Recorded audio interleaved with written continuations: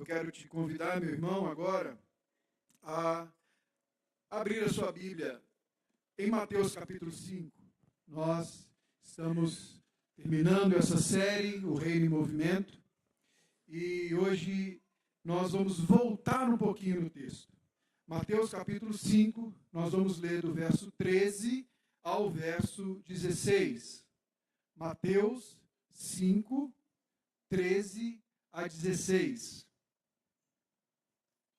Assim diz a palavra do Senhor: vocês são o sal da terra.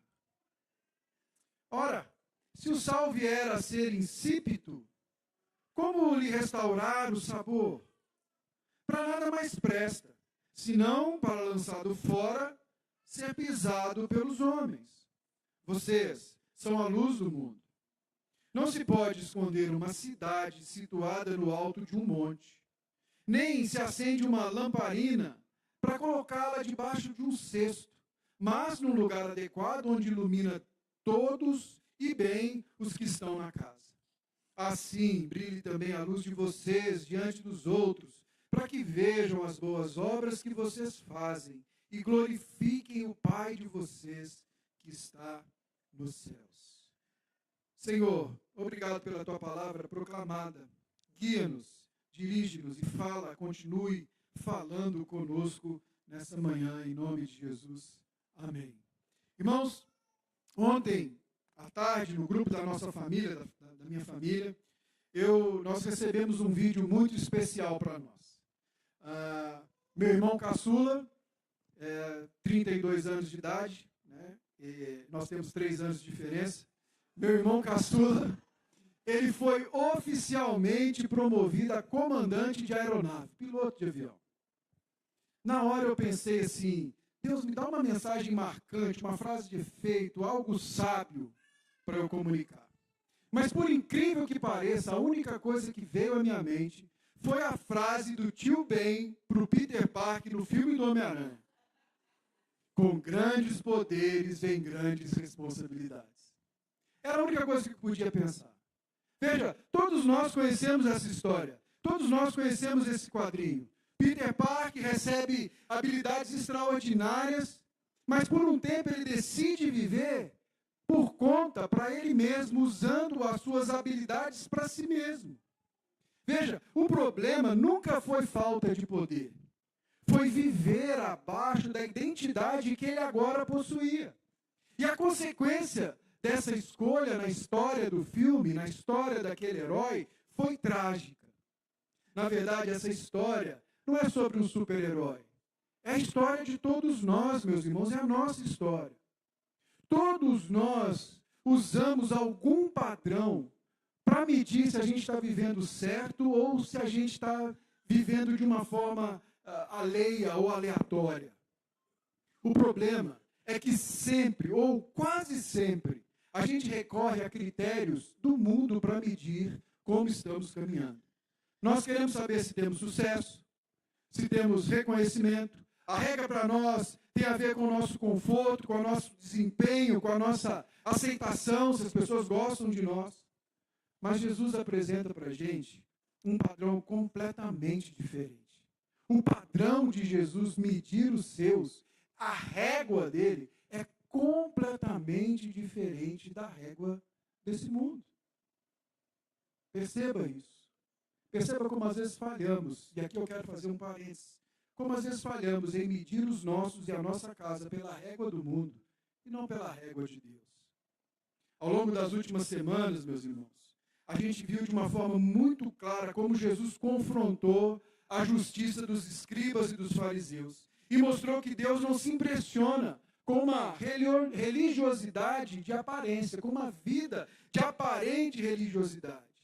A verdadeira justiça nasce de um coração transformado e se revela numa vida de reconciliação, de pureza, de integridade, de generosidade e de amor. Como você viu domingo passado com o pastor Cassandro aqui, amor até pelos inimigos, oração até por quem te persegue, por quem te tem como desafeto. Toda a justiça que nós estudamos nas últimas semanas é apenas uma demonstração prática do que significa ser sal da terra e ser luz do mundo. Tudo que a gente viu, esse texto funciona como uma ponte para mostrar que não só as bem-aventuranças formam o caráter do crente, mas a justiça do crente forma a maneira como ele vive nesse mundo. Tão importante em quem nós nos tornamos é como nós vivemos. Tão importante em quem nós somos e o que o Evangelho faz em nós é o que ele produz a partir de nós. Tão importante com grandes poderes que temos são as grandes responsabilidades que advêm desses poderes. Jesus vai passar a falar exatamente sobre isso para os seus discípulos. E aqui está a verdade básica, o cerne do sermão dessa manhã. Aquele que foi regenerado por Cristo, eu e você, se fomos regenerados por Cristo, manifesta a sua nova identidade, vivendo de uma forma distinta do mundo, vivendo de uma forma completamente diferente do mundo e vivendo para a glória de Deus. Aquele que foi regenerado manifesta essa nova identidade, vivendo de forma distinta do mundo e para a glória de Deus. Jesus vai usar, então, uma metáfora. Toda a casa ali da região onde Jesus estava conhecia luz e conhecia sal. Por mais pobre que fosse, havia uma vela ou uma tocha para apagar a escuridão e havia sal para temperar e para usar nos dia a dia. Nós vamos olhar para o nosso texto em 2 pontos somente. A essência do discípulo, quem ele é, a identidade do discípulo, e as ações do discípulo. Como isso resulta, então, na vida prática. Veja, vamos para o primeiro ponto. A essência do discípulo. Me acompanhe de novo na leitura dos primeiros versículos. Vocês são o sal da terra. Agora, no versículo 14, a parte A. Vocês são a luz do mundo. Jesus vai usar 2 metáforas, como eu disse, sal e luz. Mas veja, a primeira declaração de Jesus, ela já é contundente. Ele está afirmando algo, ele está dizendo que vocês são algo. Ele está sendo afirmativo e contundente em quem aquelas pessoas são. Ele não está dizendo, tentem ser sal. Ele não está dizendo, esforce-se para que você seja a melhor luz possível que você puder ser. Se você não conseguir ser uma luz grande, seja pelo menos um pisca-pisca da árvore de Natal. Mas tenta ser. Ele não está dizendo. Ele está dizendo que aquele que é regenerado já é, porque foi regenerado, sal e luz. Há uma nova natureza, há uma nova identidade. Segundo Martin Lloyd Jones, comentando esse texto, ele vai dizer que essa aqui é uma declaração contundente, é uma declaração de exclusividade. É como se Jesus estivesse olhando para aqueles discípulos e dizendo, vocês, somente vocês. Não é vocês e todo mundo aqui, não é todos vocês que estão me ouvindo, é vocês, meus discípulos. Vocês, aqueles a quem eu escolhi. Vocês, aqueles a quem eu chamei para andar comigo. Vocês, aqueles a quem eu tenho manifestado o Pai. Vocês, a quem eu tenho manifestado o reino de Deus. Vocês são a luz do mundo. Agora, preste atenção no tamanho da contundência dessa declaração. Jesus está no meio do Império Romano, no império mais poderoso da terra do seu tempo, na Galileia, um pedacinho de terra, com judeus e com discípulos que não eram sequer a elite pensante daquele povo. Eles não tinham sequer poder para decidir nada, sequer conheciam pessoas importantes. E Jesus está dizendo assim, vocês vão mudar tudo isso aqui, vocês são sal e vocês são luz, vocês podem transformar o mundo em que vocês vivem. Veja, meus irmãos, quão contundente é isso. Ele não está falando para o Nicodemos, que conhecia o sumo sacerdote, que poderia ir no Sinédrio e pedir para que algo fosse feito diferente. Está falando para o Pedro, pescador intempestivo. Provavelmente ele está falando para esses meninos no início da caminhada. E eu disse bem, você ouviu bem, meninos, eram jovens. Estima-se que Pedro era o mais velho, na faixa dos 20. Os outros talvez sejam aqueles que hoje são tratados como, chamamos de adolescentes, nos seus 15, 16, 17 anos de idade. Jesus está dizendo, vocês, sim, vocês, vão transformar todo esse negócio aqui. Por quê? Porque vocês são essencialmente diferentes. Não porque vocês sejam bons, não porque vocês sejam talentos, porque a natureza de vocês é diferente. Irmãos, e aqui está talvez a primeira verdade, grande verdade, que a gente precisa relembrar. O mundo e a igreja são essencialmente diferentes. Os discípulos de Jesus são pessoas diferentes do mundo. Eles têm que viver diferentes do mundo. Eles não podem ser confundidos com o mundo. Eles não podem ter sabor do mundo, eles não podem ter cheiro do mundo, eles não podem ter ações do mundo. Porque se eles se parecerem demais com o mundo, eles não demonstram que foram realmente transformados por Cristo Jesus. Aquele que é essencialmente transformado, aquele que muda no seu coração, meus irmãos, vai manifestar as suas obras, a sua vida, segundo a sua natureza, segundo quem ele é. No campo missionário, nós temos uma luta muito grande, principalmente quando a gente está apresentando o Evangelho para outras culturas, que se chama contextualização do Evangelho. Há uma linha muito fina, onde você precisa fazer a comunicação de verdades eternas, de maneiras que façam sentido para aquela cultura, sem deixar que aquela cultura altere o significado daquelas palavras que você está falando. Sem deixar que aquela cultura contamine o Evangelho e a pureza do Evangelho que está sendo pregado. Porque qual é o risco? O risco é ser assimilado pela cultura, de tal maneira que nós pregamos algo que não seja realmente o Evangelho. E a gente vai ver, então, na vida daquele que ouve aquilo, uma manifestação de frutos defeituosos e que ele acredita ser do Evangelho. Portanto, meu irmão, você é sal da terra.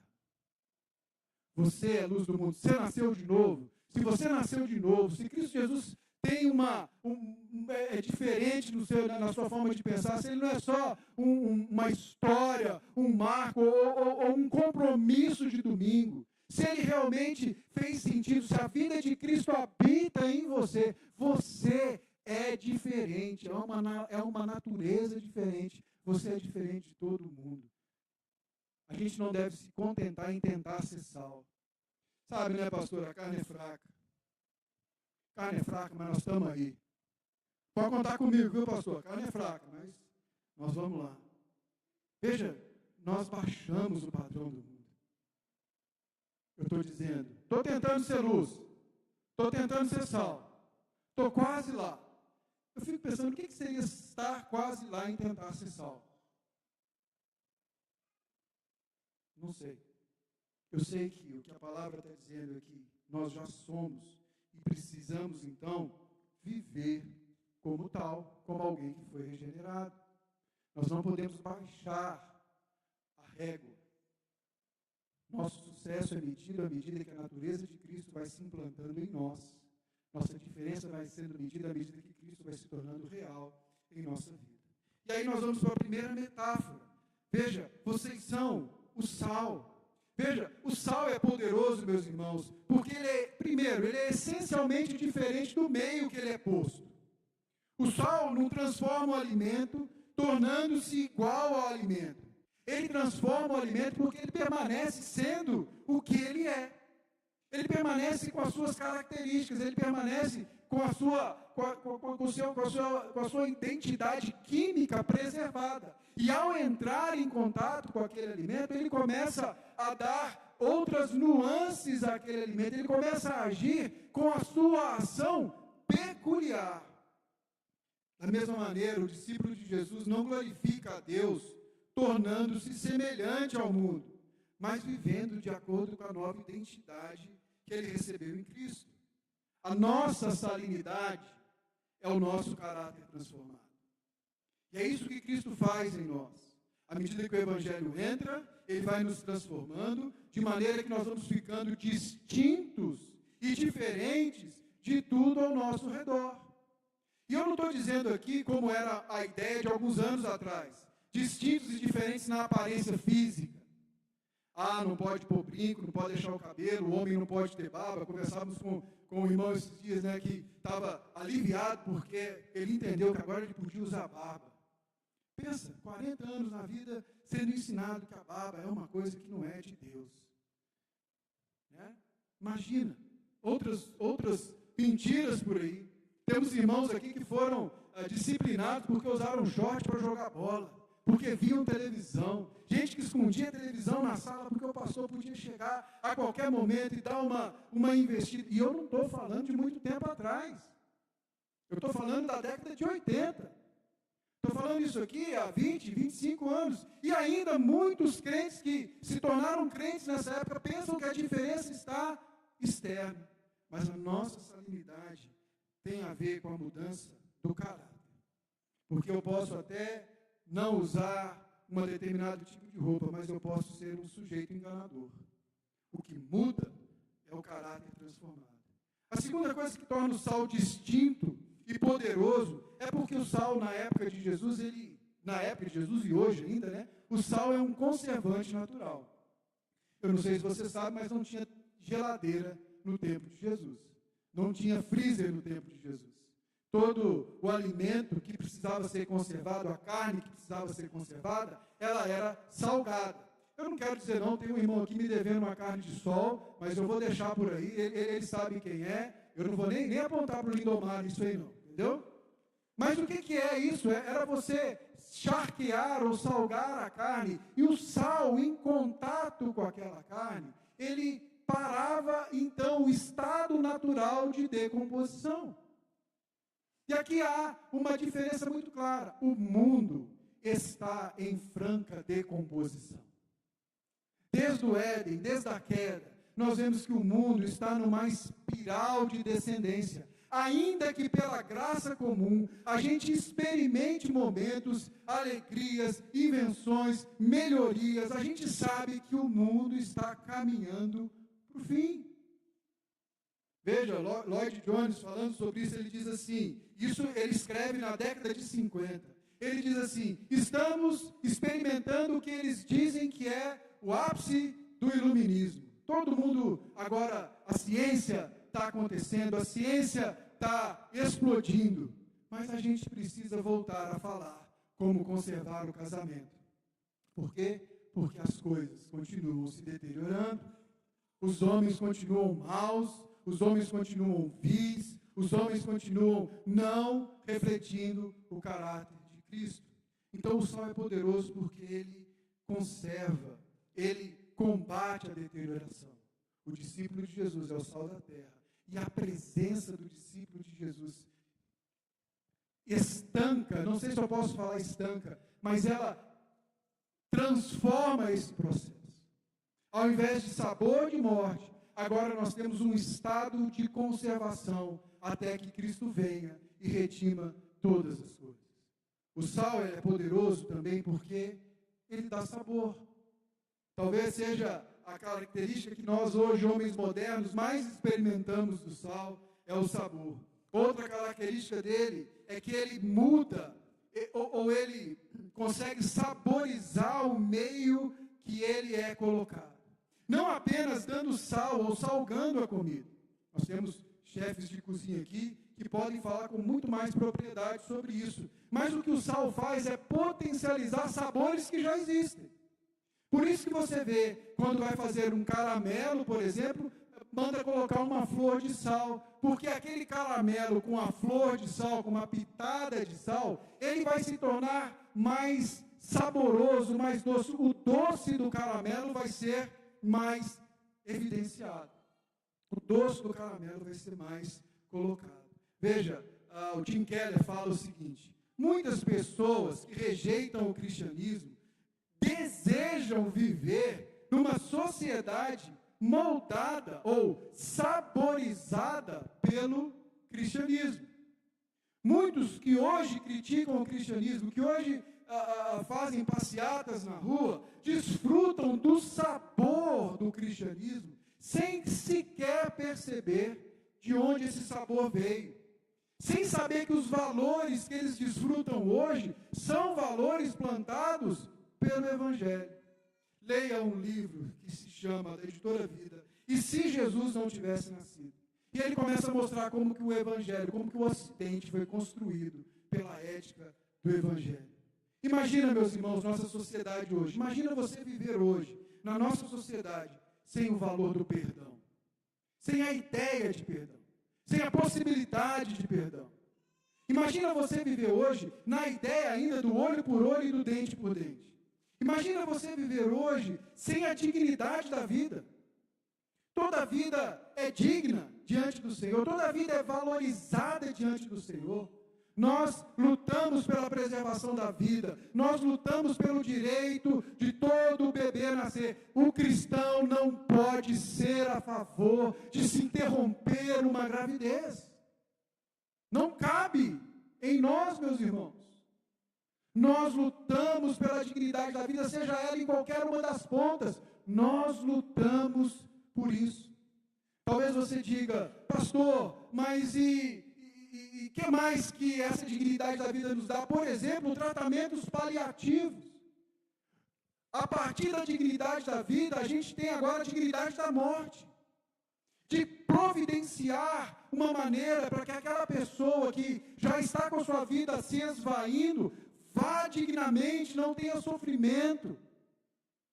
Não é igual no tempo dos bárbaros que você via e aquele homem que se agoniava era sacrificado como se sacrifica um cavalo que perdeu as patas. Dignidade da vida, liberdade de expressão, dignidade da mulher. Tudo isso vem pela verdade do Evangelho, que muitos insistem em dizer que não é. Imagina um mundo sem a ideia de compaixão. Imagina um mundo sem a ideia de honestidade. Imagina nossos casamentos, irmãos e irmãs, sem a ideia do amor sacrificial de um pelo outro. Esse é o mundo que recebeu sabor do sal. Mas Jesus também vai fazer um alerta para a gente nessa primeira etapa. Ele diz assim: se o sal vier a ser insípido, como lhe restará o sabor? Para nada mais presta, a não ser lançado fora, ser pisado pelos homens. Quimicamente, a gente vai ver hoje, a gente vai saber que o sal não pode ser adulterado. O sal não perde o sabor. Se você compra sal do Himalaia, com data de validade, esqueça, aquela data de validade está ali porque tem que estar. Ele não perde característica. Ele não deixa de ser sal. Mas no tempo de Jesus, nós não tínhamos o sal refinado. O sal era extraído ali, provavelmente, nas margens do Mar Morto, na região do Mar Morto. E ao fazer isso, ele vinha batizado com outros minerais, com outras coisas juntos. Podia vir com carbonatos, podia vir com outros sais minerais, podia vir com areia. Alguns, para fazer o sal render, batizavam com gesso ou um pó parecido com gesso. E aí o que acontecia? Quando a umidade vinha, quando alguma coisa acontecia, aquele sal era exposto ao ambiente, a primeira coisa que era diluída naquela mistura era o sal. Então ficava ali um pó branco, com cara de sal, com jeito de sal, mas que não passava de pó de poeira de estrada, de pó de chão, não valia sequer para ser lançado como adubo ou como fertilizante. E o que Jesus está dizendo é o seguinte: nós não perdemos salvação, mas nós podemos viver uma identidade adulterada pelas questões do mundo. Não é sobre perder ou não perder a salvação que Jesus está dizendo aqui, sobre ser lançado fora. É sobre perder a utilidade nessa terra.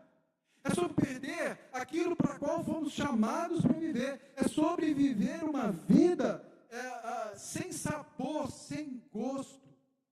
Meus irmãos, nós vimos durante toda essa série que Jesus está confrontando ou está indo contra os fariseus que tinham um sabor de piedade, mas na verdade a vida deles era apenas de aparência. Sabe qual que é a alerta de Jesus? Eu e você podemos sim nos tornar um sal adulterado. E isso não acontece abandonando a igreja, meu irmão. Isso não acontece deixando de ler a Bíblia. Isso não acontece deixando de frequentar uma reunião de oração quando em vez. Isso acontece quando a nossa fé reduz apenas a uma fé aparente. Nós continuamos frequentando o culto, cantando no culto, servindo no culto, dizendo amém no culto, mas não perdoamos. Não buscamos reconciliação. Não buscamos viver uma vida pura. A mente alimenta ressentimentos. Nós somos incapazes de amar aqueles que nos fazem mal. Lembra? São é a lei que Jesus falou do 17 ao 48. É a justiça superior. É viver num padrão muito mais elevado de justiça. Nós perdemos sal, nós parecemos sal, mas perdemos exatamente aquilo que fazia diferença. Nós até impressionamos o homem com a nossa retórica, mas já não glorificamos mais a Deus. Perdemos o sabor, porque nos tornamos exatamente igual a todo o resto do mundo. Diante daquilo que vimos na série, nós podemos nos tornar legalistas, adulterando o sal com o legalismo. E sabe o que vai acontecer? Nos tornamos intragáveis. Gente que as pessoas cortam volta, gente difícil de conviver, gente intransigente, que para tudo tem um versículo bíblico para acusar. Para tudo tem um versículo bíblico para espizinhar sobre alguém. Legalista. Aquilo não é verdade no coração. Comunica a verdade sem amor. Nós podemos nos tornar o outro espectro que Jesus confrontava na lei. Nós podemos nos tornar libertinos. Podemos nos tornar sem gosto, insosso, com gosto de nada. Jesus ama todo mundo. Faça o que quiser. Viva do jeito que quiser. Nos tornamos exatamente iguais. Nós somos distintos. Isso, preste bem atenção, nos torna mundanos. Talvez você aprendeu que ser mundano é frequentar lugares que não é igreja. Ser mundano é falar de um jeito específico. Que ser mundano é ter uma maneira de pensar e de viver ou de aparecer diante dos outros. Irmãos, ser mundano, a Bíblia vai dizer para a gente, é quando você e eu tentamos viver a vida do Evangelho pelos valores do mundo. É quando a gente tenta viver a vida do Evangelho, literalmente, sem o Evangelho. E preste atenção no que eu estou dizendo. Jesus não está propondo aqui, assim como ele está dizendo, tem de ser sal, tem de ser luz, ele não está propondo para mim e para você uma vida de equilíbrio. Uma vida onde o equilíbrio é ser um pouquinho legalista onde eu preciso ser e liberal onde eu preciso ser. O que Jesus está dizendo é que a única maneira de preservar o sabor distinto que há em nós é viver a vida pelas lentes do Evangelho. É ser transformado pelo Evangelho. O que dá sabor a você, meu irmão, é o fato de você estar unido a Cristo. É a vida no Evangelho que depura e refina o sal. Sabe, em Cristo nós não perdemos o sabor, nós somos refinados. Acontece o contrário. Nós não somos adulterados. Em Cristo ele vai trabalhando, peneirando, a peneira vai ficando cada vez mais fina, para que só o sal permaneça. Para que fique o que é puro. Em outras imagens, ele vai falar sobre o ouro, que é metido num fogo muito forte, para que a escória e a impureza suba e seja, então, tirada, e aquele ouro vai ficando cada vez mais puro. Da mesma forma com o sal. É assim que vai acontecendo, e nós vamos tornando essencialmente diferentes, ainda que a gente seja imperceptível nesse mundo. Eu dei o tema para esse sermão isso. Imperceptíveis e imprescindíveis. Nós somos imperceptíveis como sal, mas é a vida no Evangelho que dá sabor às relações mais próximas de cada um de nós. É a vida no Evangelho que dá sabor ao meu casamento, ao meu namoro, às minhas amizades, à minha vida no trabalho, à minha perspectiva de futuro, a maneira como eu organizo meu dinheiro e aí por diante. Jesus vai agora para uma segunda metáfora. E ela vai nos colocar diante agora da luz. Vocês são a luz do mundo. E aí Jesus vai fazer duas ilustrações, a cidade e uma vela. Não se pode esconder uma cidade situada no alto de um monte. Não se acende uma lâmpada para colocá-la debaixo de um cesto, mas no lugar adequado, onde ilumina bem todos os que estão na casa. Veja, de novo, Jesus aponta para a luz, e a luz é distinta, porque sempre que a luz chega, ela dissipa a treva.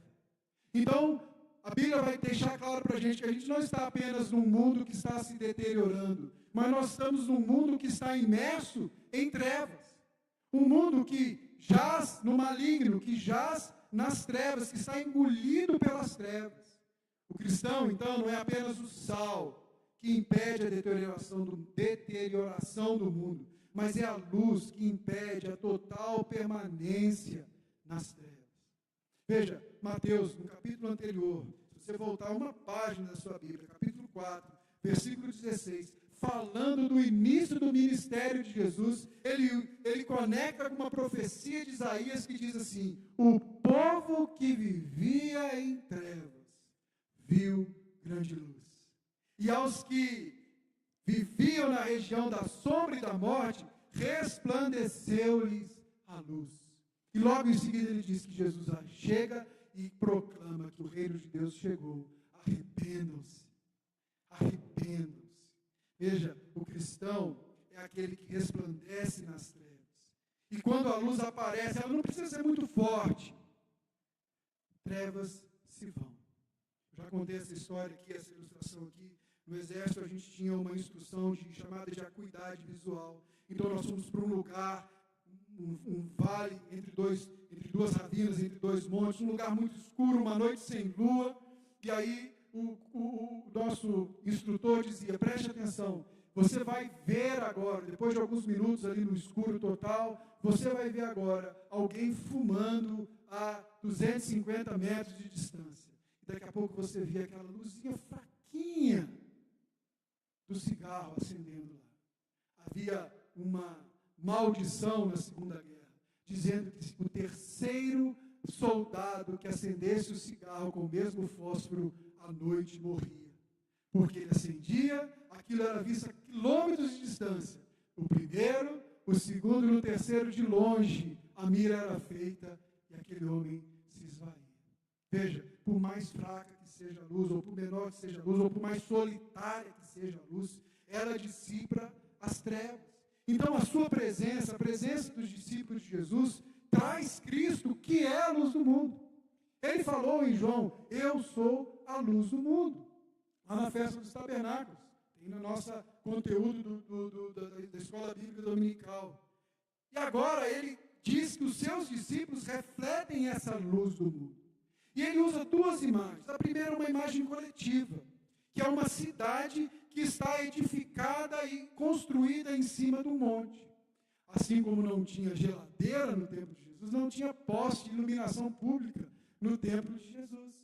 Então, andar à noite poderia ser algo extremamente perigoso, por conta dos assaltantes, por conta do ambiente propício, mas também por conta de toda a escuridão. Então, a cidade sobre um monte, ela tinha a função, quando alguém estava perdido, de olhar para as suas pequenas luzes reunidas e trazer direção para aquele viajante perdido e cansado. A luz não apenas dissipa as trevas, mas ela é distinta, porque a luz promove direção. Pensa nos navios, meus irmãos, que navegam em meio a tempestades e em lugares rochosos, em lugares difíceis. Você tem ali a figura de um farol. E aquele farol, ele vai jogando luz e vai se comunicando e guiando e dirigindo aquele navio a partir daquela luz para evitar que aquele comandante bata e naufrague nas pedras. E aquele comandante, enquanto então dirige ou pilota ou navega a sua embarcação, confia naquele sinal, naquela luz e termina bem a sua navegação por isso. Jesus está dizendo isso aqui: a luz traz direção. A função do farol é evitar a colisão. A função do cristão é dissipar a luz ao seu redor, é apontar para a direção que é Cristo Jesus a todos aqueles que estão ao seu redor. E aí ele vai dizer mais uma coisa, que a luz proclama a verdade. A luz é como essa voz que denuncia o que está errado e bagunçado em um mundo que está apodrecido. Reverendo Hernandes Dias Lopes, ele comentando esse texto, ele diz assim: o mundo jaz no maligno, o diabo é o pai da mentira, seu reino é reino de trevas, mentiras filosóficas, ideológicas, morais e espirituais mantêm as pessoas prisioneiras do engano. A verdade é luz, a luz resplandece nas trevas, e as trevas não podem permanecer contra ela. Meus irmãos, o mundo nunca enxergaria naturalmente esse tipo de vida que Jesus propõe do verso 17 ao 48. É através dos discípulos que o mundo vê a possibilidade de reconciliação. É através dos discípulos que o mundo vê a possibilidade de pureza, de honestidade, de amor, inclusive de amor aos inimigos. Ser luz, portanto, é tornar o reino visível a partir de nós. Mas Jesus faz também uma advertência, assim como o Sal.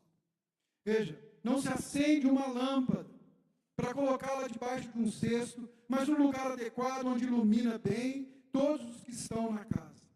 Da mesma forma como essa luz propaga e dissipa, na reunião de pequenas luzes, torna uma cidade impossível de ver, da mesma maneira dentro de casa.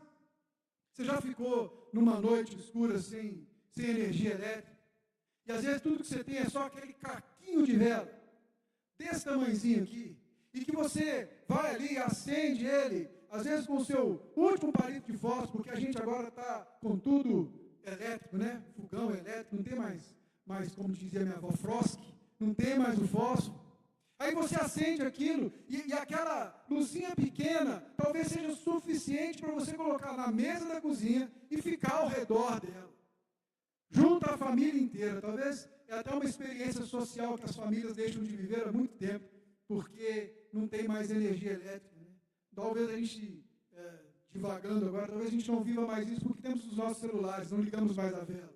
Ligamos a luzinha do celular, e aí fica cada um no seu quarto, no seu celular 4G. Mas houve um tempo, no meu tempo lá atrás, quando tudo era mato, que a gente se reunia em volta da velinha, e aquela velinha ia iluminando aquilo ali. Jesus está dizendo, não apenas coletivamente, mas se a gente não for luz individualmente, se a gente não brilhar na nossa vida privada, é uma ideia completamente errônea achar que vamos brilhar na vida fora.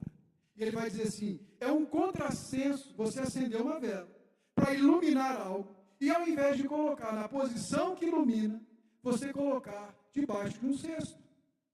Você está abafando a luz. O máximo que você vai fazer é iluminar 2 metros, meio metro talvez, ao redor daquele cesto, além ainda da possibilidade de se colocar fogo na casa.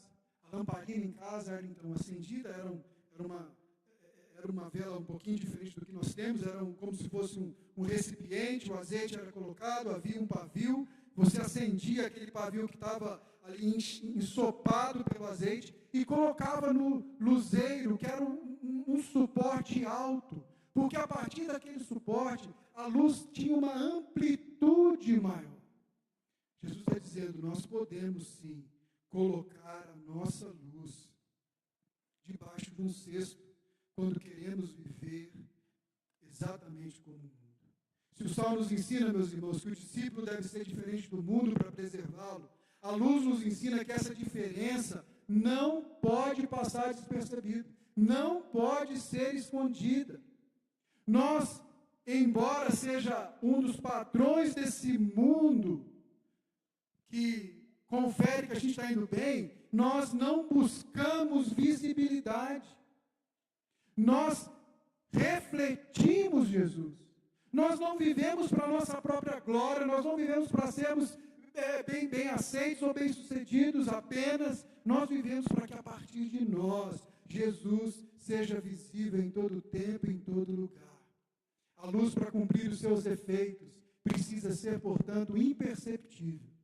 Pastor Jonas Madureira, ele cita, falando desse texto, uma citação de J.L. Packer, que ele fala que o cristão tem o ministério do holofote. O que é isso? Ninguém fica olhando para o holofote para ver a luz. Aliás, O holofote funciona bem quando ele não embaça a nossa visão. Quando ele não está posicionado de um jeito que aquela luminosidade que ele faz impede-nos de ver. Se ele está posicionado no lugar errado, o que acontece é que ele cega e não revela. O Ricardo teve um trabalhão para nos posicionar aqui quando nós colocamos essa luz. Por quê? Porque enquanto eu estou lendo para você, o que eu preciso é da luz. Eu não preciso do spot no meu rosto de tal maneira que eu não consiga enxergar. Que eu olhe para frente e não te vejo. Eu vejo um monte de pontinho, porque a minha vista foi afetada pela iluminação. O discípulo no lugar errado, ele não revela, ele cega. Você, quando não vive o Evangelho de Cristo Jesus como Jesus manda, você faz um desserviço para o Evangelho, meu irmão. Essa é a grande verdade. Fazemos um desserviço para o Evangelho todas as vezes que nos amoldamos ao mundo, que nos amoldamos à forma de viver do mundo. Então, Jonas Madureira vai dizer isso, o ministério do holofote. Ninguém quer olhar para o holofote. Ninguém quer ver a luz. Se o holofote está posicionado no lugar errado, ele cega, ele não revela. Se a luz está escondida sobre o cesto, ela não serve para nada, ela não ilumina. Mas no lugar correto, seja dentro de casa, na vida privada, ou quando estamos na nossa vida pública, a gente no lugar correto, a nossa luz vai além de nós mesmos. Ela revela algo maior. Isso nos leva para o segundo e último ponto. O que resulta, então, de sermos sal e luz da terra? Assim brilhe também a vossa luz, verso 16, diante dos outros, para que vejam as boas obras que vocês fazem e glorifiquem o Pai de vocês que está nos céus. O objetivo de ser luz, portanto, meu irmão, é o que nós fazemos, é a forma que nós vivemos e que isso traga glória ao nome do Senhor. Qual o fim principal do homem? O fim principal do homem é glorificar a Deus e deleitar-se nele para sempre. Por isso, eu e você resplandecemos como luzeiros, como Paulo fala em Filipenses.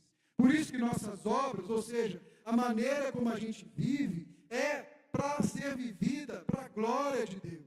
Quando Jesus está dizendo que o mundo vê as nossas obras, ele não está falando de gestos religiosos, mas de uma vida inteira moldada pela justiça do reino. O mundo vê as nossas obras e glorifica ao Pai quando você prefere reconciliar-se ao invés de alimentar o ódio. Quando, pelo Evangelho que fez efeito em você, você preserva a pureza do seu coração no meio de uma cultura erotizada. Quando a sua palavra dispensa juramentos, porque a sua honestidade é conhecida. Quando você abre mão, meu irmão, da vingança e responde o mal com o bem e ama os seus inimigos. Essa é a boa obra que faz a luz de Deus brilhar. A glória de Deus é o foco. O propósito é que as suas boas obras glorifiquem o Pai que está no céu. Nós não buscamos atenção para nós. Nós buscamos a partir de nós que Cristo Jesus seja visto.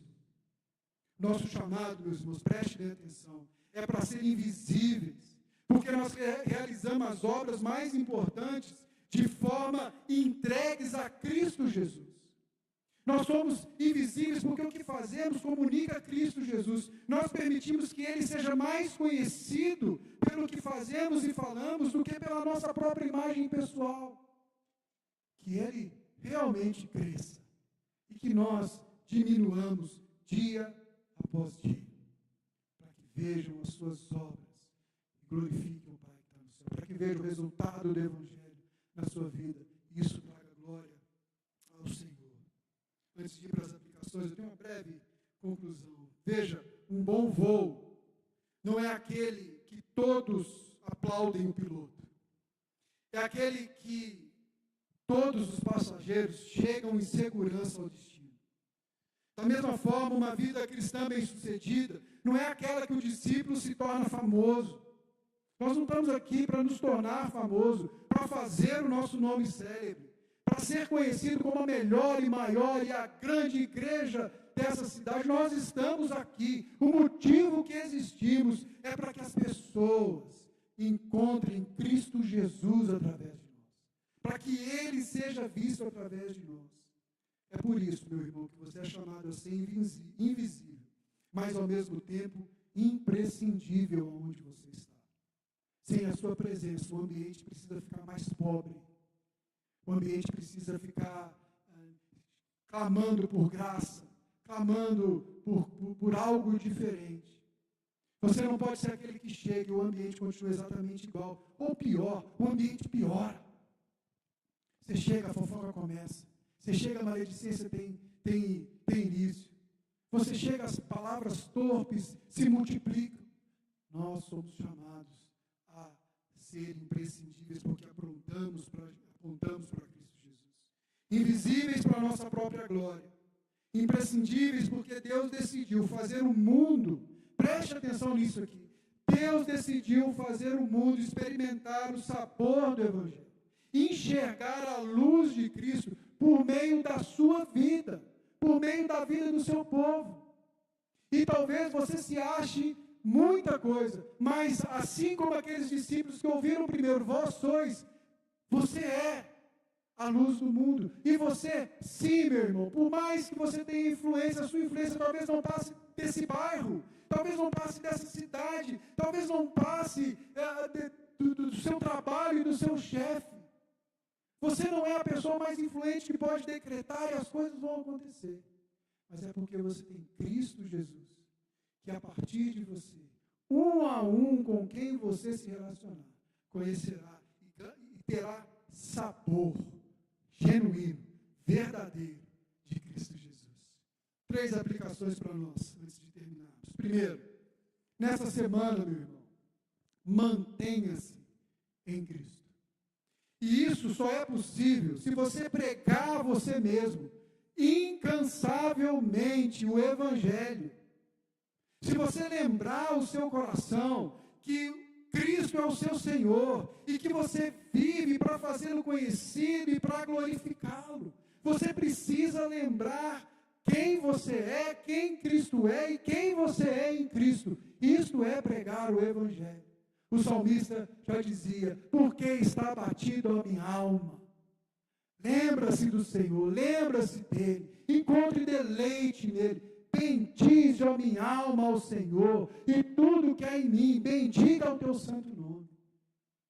O salmista não tinha a revelação de Cristo, ele tinha a percepção do Messias. Nós temos a revelação de Cristo. Você precisa lembrar ao seu coração uma frase que a gente já disse aqui, que é atribuída a Timothy Keller. Ele diz assim, o Evangelho é isso. Somos mais pecadores e imperfeitos em nós mesmos do que ousamos acreditar. Mas ao mesmo tempo somos mais amados e aceitos em Jesus que jamais ousamos esperar. Isso aqui não vai te fazer conformar-se com o pecado. Antes vai te chamar a viver uma vida cheia de Cristo Jesus, mantendo-se firme nele. Segunda coisa, seja diferente essa semana, segunda aplicação, aonde ninguém está olhando. O reino de Deus cresce na individualidade, do cotidiano vivido, não embaixo do cesto, mas do cotidiano vivido no velador. Seja essa luz que brilha no seu casamento, meu irmão, nas relações da sua casa, do jeito que você trata os seus filhos. Seja luz do jeito que você manipula o seu telefone celular. Seja luz, seja diferente onde ninguém está olhando, na honestidade quando ninguém está te fiscalizando, na pureza quando ninguém descobriria. Veja, o mundo talvez não veja essas escolhas, mas o Pai que está no céu vê. E é justamente dessa fidelidade escondida que Deus faz nascer um testemunho visível. Pense, ore, argumente com o seu coração e diga em qual área da minha vida eu preciso voltar a viver como sal e luz. Talvez o maior testemunho dessa semana aconteça num quarto de oração, onde ninguém vê. Aconteça naquele lugar onde só você e Deus estão presentes. Mas é esse reposicionar de Cristo, de te tirar debaixo do cesto, de colocar no velador, que vai fazer toda a diferença. E por fim, torne-se intencionalmente invisível, para que Cristo, através de você, se torne imprescindível. A gente vive num mundo de muita exposição. A gente é tentado a nos colocar debaixo do cesto das redes, por aí, do adequar-se ao nosso redor e da relevância. O discípulo de Jesus, lembre-se, busca atenção para Jesus e não para si. Foi isso exatamente que Cristo fez. Paulo vai dizer que ele esvaziou-se. Na cruz ele abriu mão da sua glória para que você, meu irmão, que está aqui hoje, recebesse vida. E agora, unidos a ele, nós seguimos o mesmo caminho. A gente não vive para fazer o nosso nome célebre, mas para tornar Cristo conhecido. O sucesso do discípulo não é quando as pessoas saem dizendo, olha como ele é extraordinário, olha como a fé dele é boa, nossa, que homem de oração, que mulher de oração. Quando ele ora, a gente fica até tremendo. Sucesso é quando eles dizem, olha como ele faz Cristo se parecer maravilhoso. Sucesso do pregador meu e do pastor Cassandro não é quando você bate e fala, pastor, que sermão lindo. É quando você sai daqui num misto de raiva da gente e admiração por Jesus. Porque aí a gente cumpriu o nosso papel, porque não é sobre o nosso nome. Não é sobre quem prega melhor. Não é sobre quem a igreja enche mais. É sobre amanhã. Como o que eu falei vai mudar a maneira que você trata as suas relações mais próximas e que Cristo encontra lugar no seu coração. É sobre isso, meu irmão. Antes de cada decisão importante nessa semana, seja uma conversa, seja uma publicação nas redes sociais, seja vir trabalhar na igreja, seja uma atitude em casa, eu te encorajo a fazer uma simples oração. Senhor, que as pessoas vejam menos de mim